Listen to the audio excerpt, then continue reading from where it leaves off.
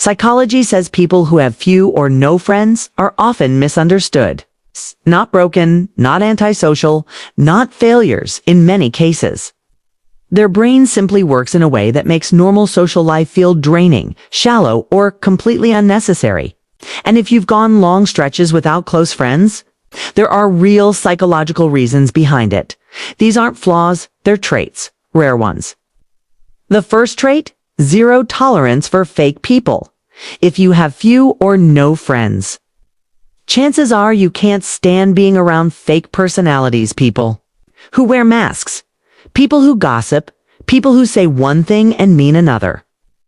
As self-awareness increases, tolerance for inauthenticity drops dramatically. The idea of sitting through shallow conversations with someone who's performing instead of being real feels unbearable. Most social circles are full of people who smile to your face and talk behind your back.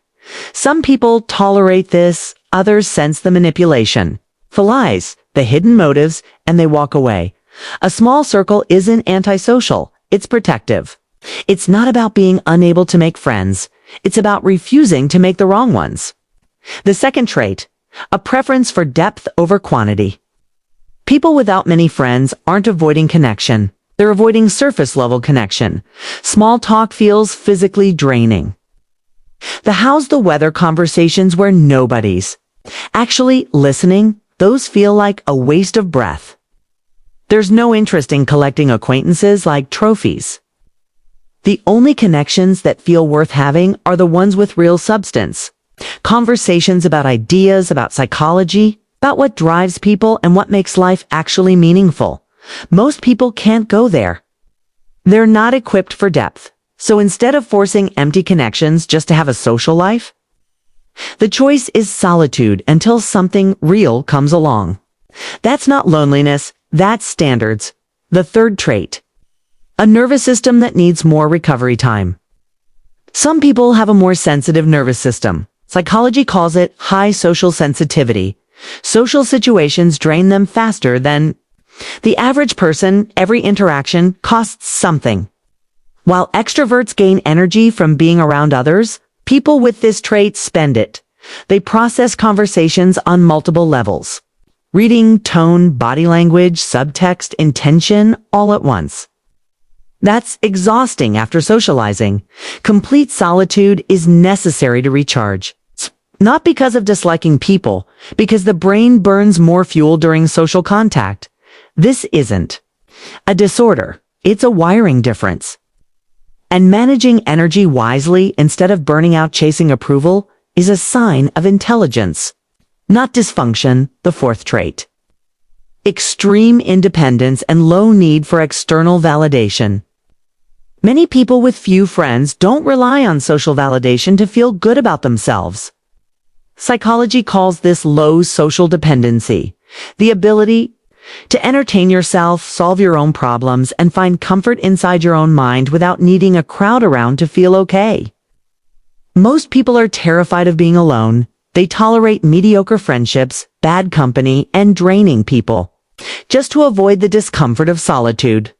People with this trait don't have that fear. They've built an inner world that sustains them. They don't need validation, entertainment, or motivation from others. This looks like coldness from the outside. From the inside, it's freedom. The fifth trait: a trust threshold shaped by experience. People with few friends often have one thing in common: a past experience that made them cautious, betrayal, broken loyalty. Being surrounded by the wrong people and paying the price for it. Once trust is broken, the brain becomes protective. It doesn't forget. So now there's a filter, a higher bar people have to clear before getting access. Psychologists call this a trust threshold. Some people think this is damage. It's not. It's pattern recognition, observing longer before committing, testing people before trusting them, refusing to repeat old mistakes. The people who've been burned and learned from it are more selective about who they let in. And that selectivity is what eventually leads to connections worth having. Here's what all of this actually means. Having few or no friends doesn't mean something is wrong. It means the brain works differently. More awareness, more sensitivity, more depth. Higher standards, a richer inner world, and a sharper filter for who gets access to it. Most people spend their lives surrounded by shallow connections that disappear. The moment things get hard, people with these traits build smaller circles, but the people in those circles actually matter. Sometimes the strongest minds walk alone for a while.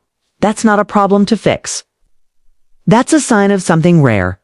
If this explains something you felt but never had words for. Subscribe to After Tool Psychology. More videos like this are coming. Content that reveals what's actually happening beneath the surface in psychology and in yourself. And understanding these traits can help you embrace your solitude with confidence. Recognize the unique strengths it brings and approach relationships with intention rather than necessity. It shows that your brain operates with higher awareness, deeper emotional intelligence, and more careful discernment, and these qualities, though they make social life seem challenging, actually equip you to form stronger, more meaningful connections when the right people come along.